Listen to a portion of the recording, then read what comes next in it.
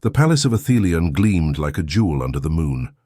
Golden banners rippled across marble walls, torches lit the gardens, and the air hummed with perfume, anticipation, and fear. Carriages thundered up the gates, each bearing a princess draped in silks, furs, or steel, each determined to leave with a ring on her hand and a crown on her head. Inside, the throne hall glittered with chandeliers. The steps leading to the Alpha King's seat were polished so bright they caught every flicker of torchlight, every shadow of ambition.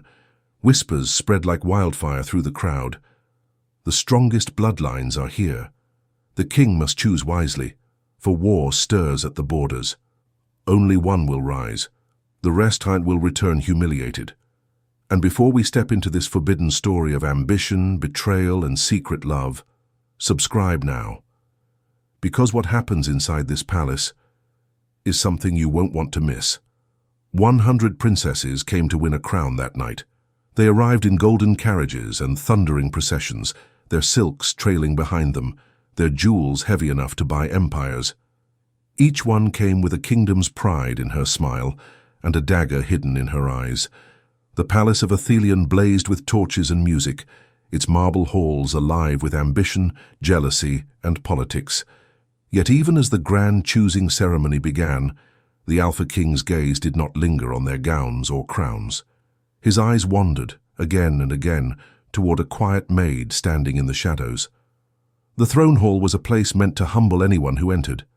Pillars stretched like trees into the heavens, chandeliers glowed with thousands of candles, and the marble steps leading up to the throne were polished until they gleamed like starlight.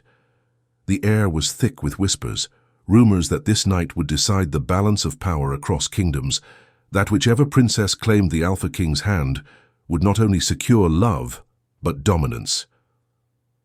Then the king entered. The hall fell silent. He was tall, broad-shouldered, with power radiating from him like heat from fire. He wore no crown, he needed none. His mere presence bent the air, made hearts stumble in their rhythm.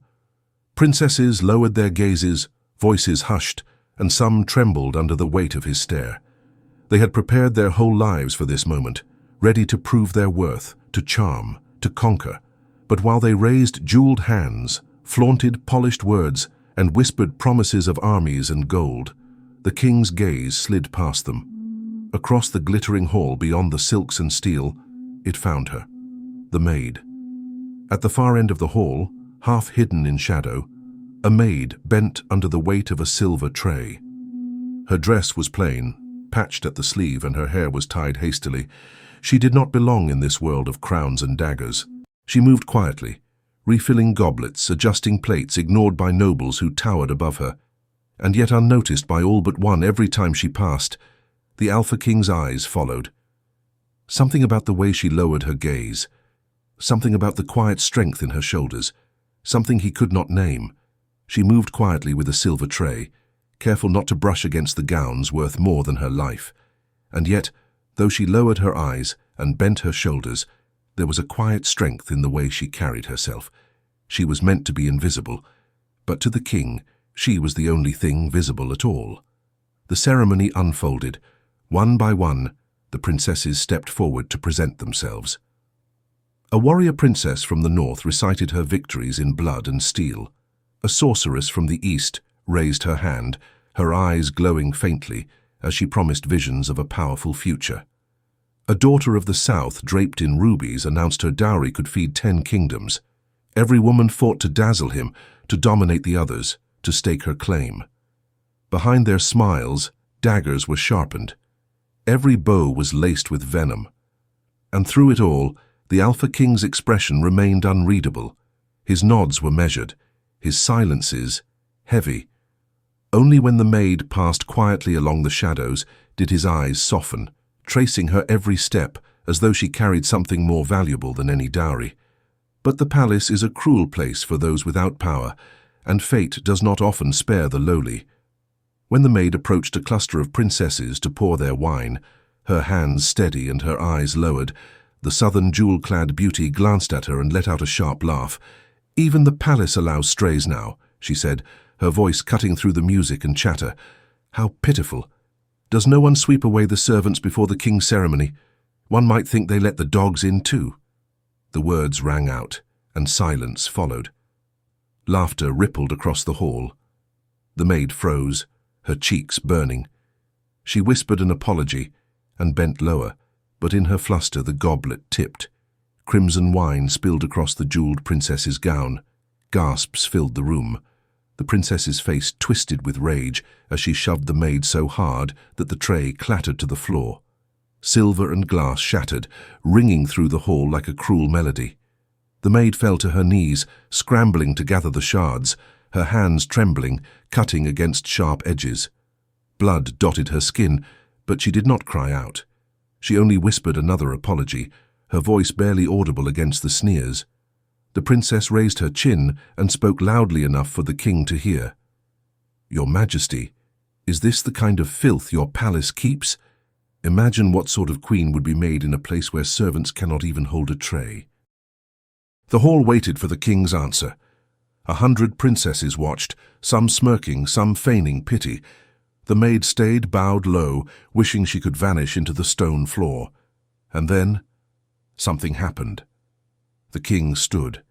His heavy cloak swept the steps as he descended, each stride echoing like thunder across the silent hall.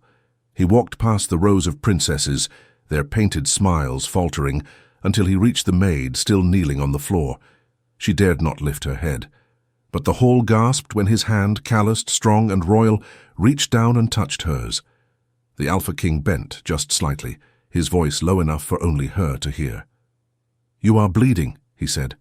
His hand brushed hers gently, taking the shard from her palm. His eyes lingered on her face for a fraction too long, soft where they had been hard for all others. Then he straightened, towering above the stunned princesses, and his voice rang out sharp and cold.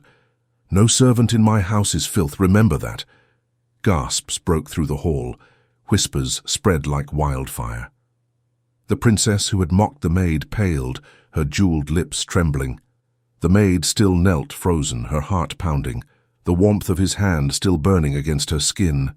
And as the ceremony continued, one truth became clear. Before the night ended, 100 princesses would compete for his crown. But the Alpha King's eyes were already claimed by the one woman no one dared to imagine. The hall was still humming with shock, long after the Alpha King's words cut through it. No one had expected him to defend a maid. No one had expected him to look at her the way he had. The princesses tried to mask their unease with shallow smiles, but beneath their jeweled faces, the first whispers of resentment began to take root. The ceremony pressed on, but it no longer felt like a grand competition. It felt like a battlefield. Every princess who stepped forward now carried not only the weight of her ambition, but the sharp edge of suspicion. Who was this servant that had stolen the king's gaze? The maid herself retreated as quickly as she could, clutching the tray to her chest, trying to vanish among the servants once more. But invisibility was no longer hers to claim. Wherever she moved, she felt eyes burning into her, some dripping with curiosity, others sharp with venom. By the time the feast ended, the hall was no longer filled with music but with poisoned glances. That night, as the candles guttered low and the nobles withdrew to their chambers, the palace walls began to breathe with whispers. In the gardens, where jasmine scented the midnight air, a northern princess muttered to her allies, "He bent for a maid. Did you see?" In the corridors, the sorceress from the east sneered, "If he lowers himself so easily, imagine what other laws he will break." And in the southern princess's wing, where servants laid her ruined gown across silken couches, she hissed, "He humiliated me before them all. That maid will suffer for it. I will see to it myself." By dawn, the story had spread faster than wildfire. The council gathered early in the marble chamber, their robes heavy with authority. The eldest advisor's voice boomed against the domed ceiling. "Your Majesty, the ceremony must move swiftly. 100 princesses came to pledge alliances, to offer bloodlines to secure peace. Every moment you delay a decision, every glance you waste elsewhere, unsettles them. And unsettled princesses will return to unsettled kingdoms." Another counselor leaned forward, his tone sharper. "A servant, my king, Already they whisper that your gaze has strayed where it must not. To choose one of noble blood is to strengthen your throne, but to even seem tempted by the lowly, it would invite rebellion, scandal, collapse. The Alpha King sat silent, his jaw hard, his eyes betraying nothing. Yet, when he turned his head ever so slightly, when his gaze drifted for just a heartbeat to the line of servants pouring wine across the chamber's edge, the councillors shifted uncomfortably. They knew, and she knew too. The maid felt the shift in the palace with every passing hour. No longer were her tasks met with indifference. Now her path was littered with obstacles deliberately placed in her way. Trays weighed heavier. Buckets of water spilled suddenly as she passed, soaking her skirts. And crueler still, whispers trailed after her wherever she went. Careful, don't look her in the eye, she might think you're her king. Perhaps she's already warming his bed in secret. No, she's not even worthy of that. Each word cut deeper than the glass shards that had sliced her hands the night before. She bore them silently, her back straight, her lips pressed together, but the heat of humiliation burned in her chest. Still, when she glimpsed him across the hall, when she saw that flicker in his eyes, she found the strength to carry on. The princesses, however, were not so easily subdued. Their rivalry sharpened with every passing day. They flaunted their power with a desperation that bordered on madness. The warrior princess split a practice dummy in two before the king, her blade sinking clean through wood and straw. The sorceress conjured fire from her palms to light an entire chamber's torches at once, her eyes never leaving his face. The southern princess arrived draped in a new gown of emerald silk, each jewel stitched to outshine the stars themselves, her laughter loud and false, her every glance a dagger aimed at the maid. But the king remained unreadable. He praised sparingly, nodded politely, listened with the patience of stone. And yet, more often than he should, his eyes softened when the maid crossed his vision, carrying pictures, straightening tapestries, vanishing as quickly as she appeared. It was a softness that none of the princesses received, and that was dangerous. One evening, as the sun bled gold through the palace windows, the southern princess lingered near a balcony, her fan hiding her smile. She had followed his gaze. She had seen it, how his lips curved, faint but undeniable, when the maid bent to pick up a fallen goblet, how his eyes lingered a heartbeat too long. A secret smile, not for a princess draped in rubies, not for a queen waiting to be chosen, but for the servant girl who should not even exist in his world. The southern princess's hand tightened around her fan until the wood cracked. Her eyes gleamed with triumph, but also with venom. At last, she had found her weapon. The southern princess held her secret like a blade pressed against her palm. She had seen what the others had only guessed. The king's smile meant not for them, but for the maid.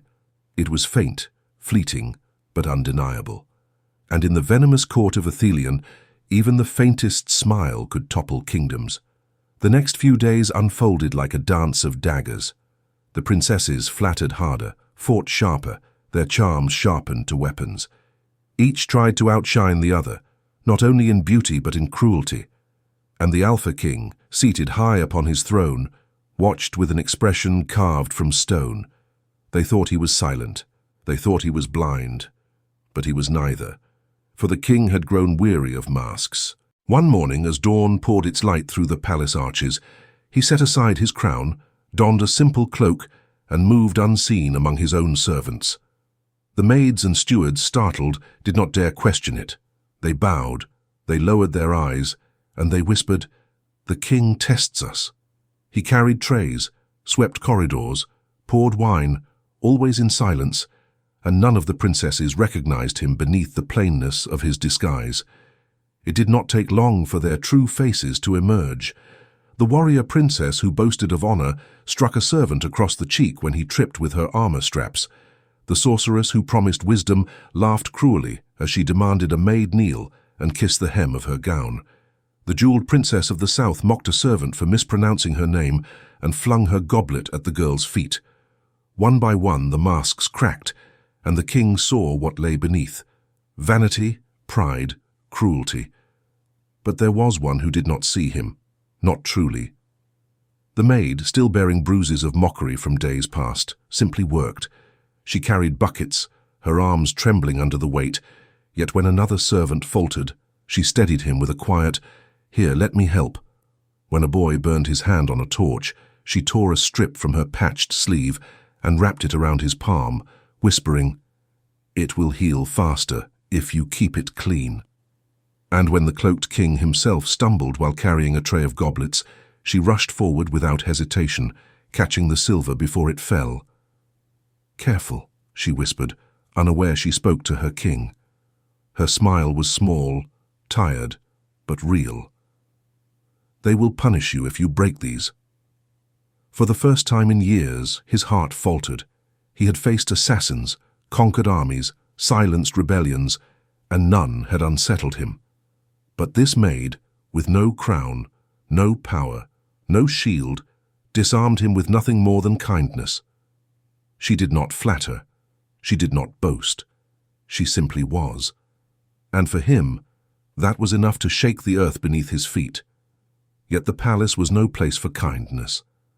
The princesses grew bolder in their cruelty, their claws unsheathed by desperation. During the next grand meal, the southern princess, the same whose gown the maid had stained with wine, seized her chance to humiliate her rival. Before the court she summoned the maid with a sweet smile, demanding she kneel and serve her wine before the throne. The hall hushed as the maid obeyed, bowing low, her hands steady despite the trap she sensed. The princess let her linger there, bent like a shadow at her feet, before sneering loud enough for all to hear. How touching, a girl of rags, dreaming she belongs among royalty. Perhaps she thinks the king sees her. Perhaps she thinks he notices when she crawls across the floor. Laughter erupted among her allies, cruel and sharp. "Tell us, servant, do you imagine yourself a queen?" The maid froze, her face burning, her throat tight with shame. She wanted only to vanish, to dissolve into the marble. Around her 100 princesses smirked, delighted at the spectacle. The councillors shifted in discomfort but said nothing. Servants lowered their eyes, helpless. And then, his voice cut through the hall like a blade. "Enough." The word thundered from the dais, silencing laughter at once. Every head turned as the Alpha King rose from his throne. His steps echoed as he descended, his cloak sweeping the floor, his presence so heavy the air seemed to bow before him. He stopped beside the maid, who still knelt, her head bowed low in humiliation. Slowly he reached down and lifted her to her feet, his hand firm but gentle. His eyes locked on the jeweled princess, cold as steel. "You speak of filth," he said, his voice calm yet carrying like thunder. "Yet you soil my hall with cruelty. You speak of royalty, yet show less honor than the lowest servant in this house. Tell me, which is the greater shame? To serve with humility, or to reign with arrogance?" The hall gasped, the princess's face drained of color, her jeweled lips parting in horror. The court erupted in whispers, shock crashing through it like a storm.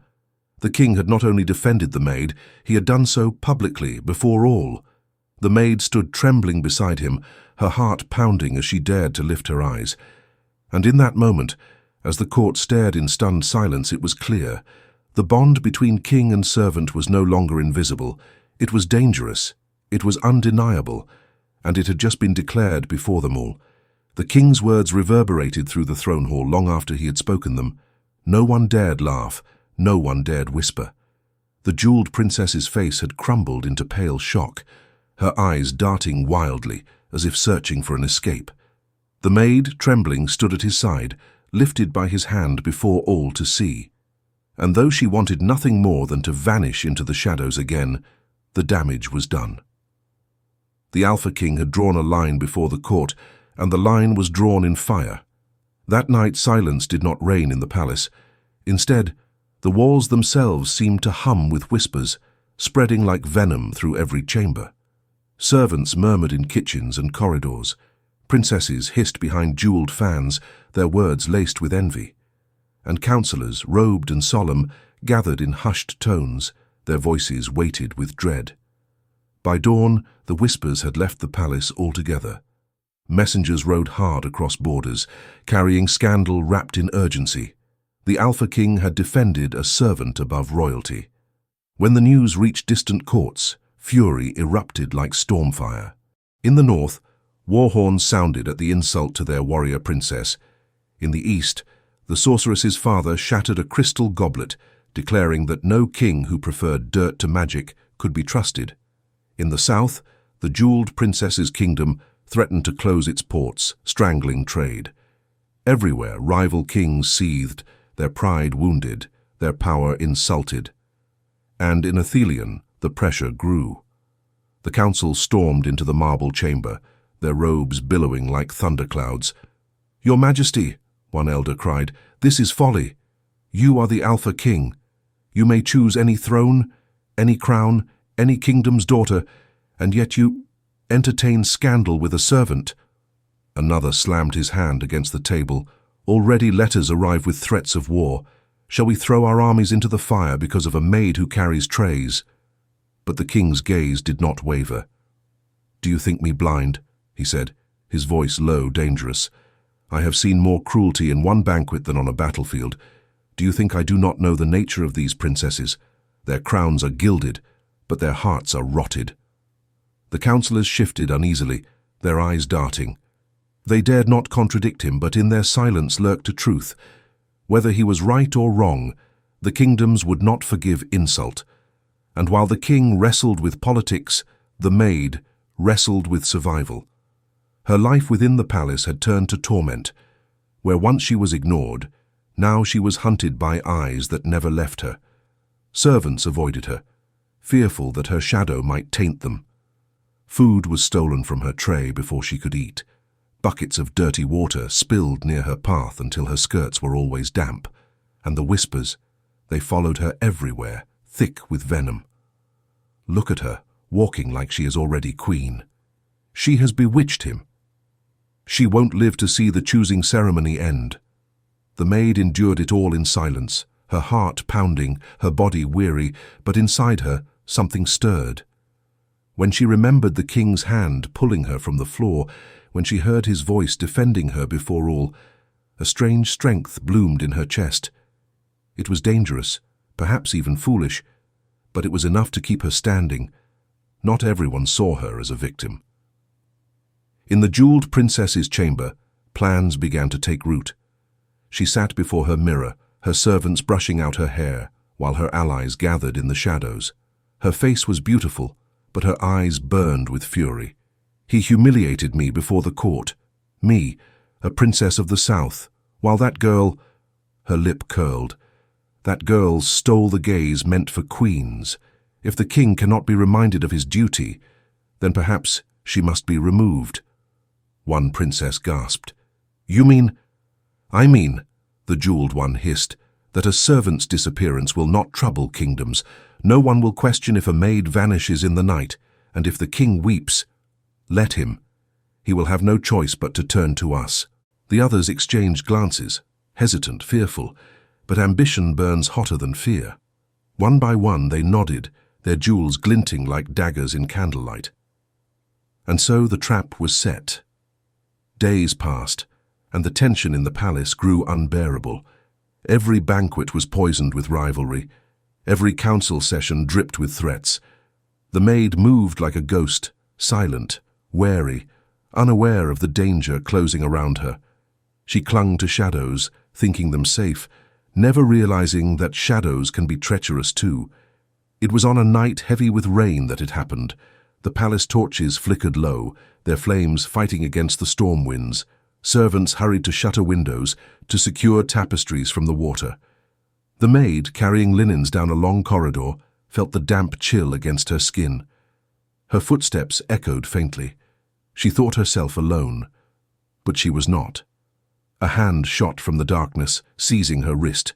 She gasped, but a cloth pressed over her mouth stifled the sound. The linens tumbled from her arms as another figure emerged, cloaked and hooded. Her struggles were swallowed by the storm's roar as she was dragged into the shadows. The corridor fell silent. Only the fallen linens lay scattered on the floor, sodden with rain. By morning, the palace would awaken to whispers louder than ever before. The maid was gone, kidnapped within the very walls of Athelion. The storm had barely passed when the alarm rippled through Athelion like fire through dry grass. Servants searched every corridor, guards tore through chambers, torches flared in the rain-soaked courtyards, but the maid was nowhere to be found. Only her fallen linens lay where she had been, pale ghosts of her presence. When word reached the throne hall, the Alpha King rose from his seat with a fury that shook the very air. His hands clenched at his sides, his jaw taut as iron. For days he had been patient, silent, enduring whispers, politics, threats of war. But now they had dared to touch her. The beast within him stirred. His roar echoed across the palace, a sound so deep it rattled the stones themselves. It was not merely anger, it was the power of the Alpha unleashed, a command written into the marrow of every living thing. Soldiers dropped to one knee instinctively. Courtiers froze in place, their blood cold. Even the princesses, cloaked in jewels and pride, felt their throats tighten with terror. "Find her," he thundered, his voice carrying through every hall, "or I will tear down these walls stone by stone." The search began at once. Wolves were summoned from the royal kennels, their howls piercing the storm-heavy dawn. Scouts scoured tunnels and battlements. But the king did not wait. He shed his cloak, his eyes burning gold as the beast beneath his skin rose closer to the surface. His presence darkened, thick and oppressive, as though the air itself bowed beneath his wrath. He moved with terrifying swiftness, tearing through locked doors, sniffing the air, following the faintest traces that lingered. It was not long before the first truths began to surface. Captured guards, questioned under the Alpha's gaze, broke quickly. They stammered confessions of doors left unguarded, of coin pressed into palms, of cloaked figures seen whispering in the night. One by one, threads unraveled, and the web grew clear. Not all the princesses had come to win a crown. Some had come with daggers hidden behind their smiles, working in secret with enemy clans, their loyalty not to Athelion, but to the kingdoms that longed to see it burn. The hall turned into a place of reckoning. Princesses protested their innocence, but the evidence mounted like stones against them. Cloaked letters were dragged from chambers, hidden maps revealed secret passages. The jeweled princess of the south, trembling though still defiant, spat, "She is nothing, a servant. You would destroy kingdoms for her?" The king's eyes burned as he turned on her, and she shrank back as though scorched. And yet, while he hunted, the maid endured her own torment. Dragged into a hidden cellar beneath the palace kitchens, she was bound by rough rope, her hands raw against the cords. The conspirators circled her like wolves, their hoods hiding their faces, but their voices sharp with malice. They demanded she speak, demanded she confess to witchery, demanded she admit she had bewitched the king. But she shook her head, her voice soft yet steady. "I have no spell, I have no power. The king owes me nothing. I serve him as I always have." They sneered, one striking her across the face, another pressing a blade close to her skin. Fear raced like fire through her veins, but she held her silence. Even in terror, she would not betray him. It was that resolve that saved her. For when the king burst into the cellar, the door ripped from its hinges, his eyes blazing gold, the conspirators froze. His power filled the room like a storm, choking the air, his growl a promise of death. In a single motion, he tore through the ropes, lifting her into his arms as though she weighed nothing. She clung to him, trembling. But when she looked into his face, she saw more than fury. She saw fear, fear of losing her. The conspirators were dragged in chains to the throne hall. The court gathered, buzzing with shock and terror as the king took his seat. The princesses shifted uneasily, their gowns suddenly heavy, their schemes suddenly fragile. The council stood grim, the rivalries now bared for all to see. The trial began. One by one the guilty were named. The jeweled princess protested her innocence, the sorceress cursed under her breath. Others wept as they begged forgiveness. But the king did not soften. His voice was cold as iron as he pronounced them traitors, their alliances with enemy clans laid bare before the court. And then, silence. The hall waited, holding its breath as the Alpha King rose. The maid stood at the edge of the dais, her head bowed, wishing she could disappear. But the king's gaze did not leave her. He looked upon the gathered royalty, 100 princesses, resplendent yet trembling, and then he spoke the words that shattered the palace like thunder. "I will take no princess." His voice carried through the chamber, final and unyielding. "No crown, no dowry, no kingdom's daughter shall rule at my side. My heart belongs to her." Gasps exploded across the hall. Princesses reeled in horror, counselors paled, whispers erupted like wildfire, and the maid, stunned, trembling, could only stare at him, her lips parted in disbelief. The Alpha King had spoken, and nothing in Athelion would ever be the same again. The words hung in the air like lightning after a storm, their echo crashing again and again against the marble walls of the throne hall. "I will take no princess. My heart belongs to her." The Alpha King's voice had been clear, unyielding, final. Yet in the silence that followed, the world seemed to split in two. Half the hall froze in disbelief, as if struck dumb by his audacity. The other half erupted in fury. The elders of Athelion rose at once, their robes of authority sweeping across the floor, their faces livid with outrage. "You shame the crown," one thundered, his voice quaking with indignation. "You would spit upon centuries of law and bloodline for a servant girl." The princesses, daughters of kings and queens, could no longer contain their disdain. They hurled words like daggers, their voices sharp with venom. "Scandal!" cried one. "Blasphemy!" screamed another. "She is no queen. She is dirt beneath our feet." And from the shadows of the council chamber came an even darker sound, the rumble of war drums. Messengers hurried in with grim tidings. Rival kingdoms were already preparing armies. They would not allow their daughters to be humiliated, their bloodlines dishonored, their alliances broken by this madness. The Alpha King stood tall amidst the storm, his gaze burning golden fire, his presence unshaken.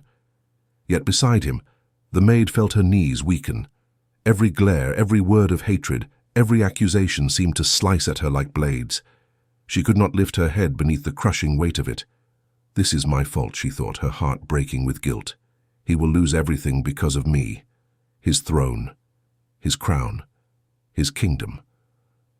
I should have stayed in the shadows." That night, as the palace burned with whispers and the drums of war thundered on the horizon, she found him alone in the gardens, staring up at the blood-red moon. His cloak was cast aside, his crown abandoned on the stone bench. For the first time he seemed less like an Alpha King and more like a man burdened with the weight of the world. "Why?" she whispered, her voice trembling. "Why risk it all for me? You should choose them. You should save yourself, save the kingdom. I am nothing." At that, his head snapped toward her, his eyes fierce, his chest rising and falling with the force of his emotion. He crossed the space between them in 2 strides, his hand seizing hers, pulling her close until she could feel the thunder of his heart against her own. "You are everything," he growled, his voice raw. "What is a crown without love? What is a throne if I sit upon it alone? They do not see it, but I do. You are my strength, not my ruin. If they force me to choose between you and the world, then let the world burn." Tears welled in her eyes, her resolve crumbling. His words struck something deep within her, something fierce and defiant she never knew she carried. For too long she had been told she was small, unworthy, invisible. But in his arms, in his gaze, she was not nothing. She was his mate, his equal. The following day, the kingdom gathered. The court, the council, the elders, the princesses, the warriors, all crowded into the great square beneath the high sun. War banners fluttered at the edges, emissaries of rival kings glaring like vultures. The air trembled with tension, each breath heavy with the threat of collapse.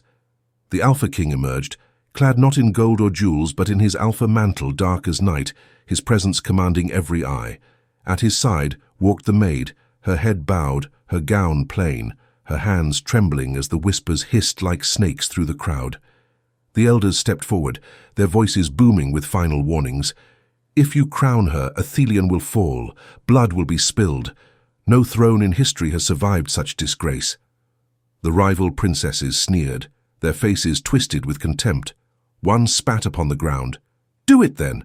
Crown your whore and watch kingdoms burn." The maid's heart clenched, and for a moment she thought he would falter. But the king did not tremble. Instead he reached for the crown, the ancient diadem of Athelion, wrought in silver and wolf steel, heavy with the weight of generations. He lifted it high, the crowd hushed, breaths caught, hearts suspended in dread. Then, with deliberate, unshaken hands, he placed it not upon his own head, but upon hers. The square erupted in gasps, shouts, outrage, disbelief. But over it all rang his voice, powerful and resonant, carrying to every corner of the kingdom. "She is my mate, she is my queen, and if any dare call her unworthy, then they call me unworthy, for she is the heart of the Alpha, the crown of my soul." For a heartbeat, silence reigned. Then something unexpected stirred within the crowd. Not all voices rose in fury. Some began to murmur with awe, some bowed their heads. And among the common folk, servants, soldiers, villagers gathered at the edges, a cheer rose. A cheer for love, for defiance, for the servant who became queen. The cheer spread, a wildfire consuming fear, until it echoed across the square. Even the rival emissaries faltered, for what weapon could they wield against a people united? The maid, no longer a maid but queen, looked up at him through tears, her crown gleaming beneath the sun. He smiled down at her, not as a king to his subject, but as a man to the woman who had saved him from loneliness, from duty without joy.